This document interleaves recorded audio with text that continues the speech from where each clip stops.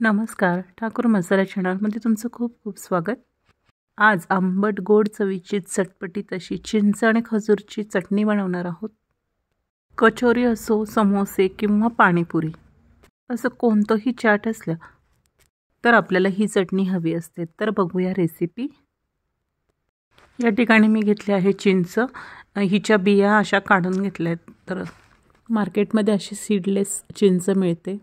आणि एक वाटी घेतली आहे खजूर, त्याच्यासुद्धा बिया काढलेल्या आहेत, ही सीडलेस खजूर आहे। आणि 1.5 वाटी घेतला आहे गूळ। 1 चमचाभर घ्यायचे आहे सुंठ, भाजलेल्या जिऱ्याची पावडर, मीठ, काळं मीठ घेतलं आहे अगदी थोडं, धने आणि सोप ते भाजून त्याची पावडर करून घेतली आहे। साखर घ्यायची आहे चमचाभर। गॅसवर मी कुकर ठेवलेला आहे, त्यामध्ये आता ही जी चिंच घेतली होती ती ॲड करायची आणि हे खजूरसुद्धा कुकरमध्ये या चिंचेसोबत ॲड करायचे। त्यानंतर यामध्ये 1 ग्लास भरून पाणी ॲड करायचं आहे। पाणी घातल्यानंतर कुकरचं झाकण बंद करून याच्या साधारण मीडियम गॅसवर 3 शिट्ट्या घ्यायच्या आहे। चिंच आणि खजूर छान वाफवली गेली आहेत। कुकर थंड झाल्यावर मी उघडून पाहिलं तर बघा अशा पद्धतीने ही चिंच आणि खजूर शिजलेले आहेत। तर एका भांड्यावर अशी चाळणी ठेवायची आणि थोडं थोडं करून हे मिश्रण आपल्याला गाळून घ्यायचं आहे। कुकरच्या ऐवजी तुम्ही भांड्यामध्ये सुद्धा चिंच खजूर उकडून घेऊ शकतात। तुम्हाला कितपत चटणी घट्ट किंवा पातळ हवी त्याप्रमाणे शिजवताना तुम्ही पाणी ॲड करा।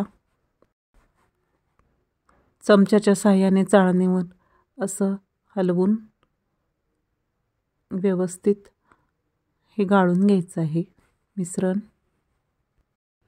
गाळून घेतल्यामुळे अतिशय फाईन असे आपल्याला चिंच आणि खजूरचा पेस्ट मिळेल, म्हणून गाळून घ्यायची आवश्यक आहे। अशा पद्धतीने बघा मी सर्व मिश्रण गाळून घेतलंय। गॅसवर एक कढई तापायला ठेवायची आहे आणि चिंचगुळाचं हे मिश्रण त्यात ॲड करायचे। गॅसची फ्लेम ही मीडियमच असू द्या। मीडियम फ्लेमवर सतत चमच्याने ढवळत 1-2 मिनटं उकळी आली की गूळ ॲड करायचा आहे आणि चमचाभर साखर। गूळ आणि साखर पूर्णपणे वितळेपर्यंत छान मिक्स करत ढवळून घ्यायचं आहे।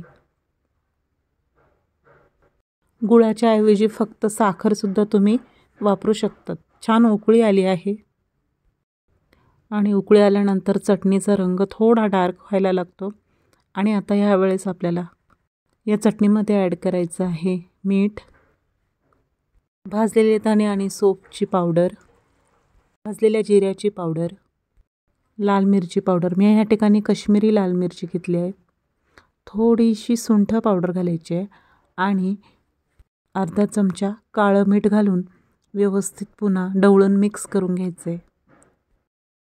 सर्व जिन्नस व्यवस्थित मिक्स झाले की गॅस बंद करायचा आहे। ही आपली चिंच खजूरची चटणी रेडी आहे। थंड होण्यासाठी मी याला एका बाउलमध्ये काढून घेते। पूर्णपणे थंड झाल्यावर तुम्ही त्याच्या बरणीत भरून ठेवू शकतात। 5 ते 6 दिवस आरामात टिकते। व्हिडिओ आवडल्यास लाईक करा। Thanks for watching.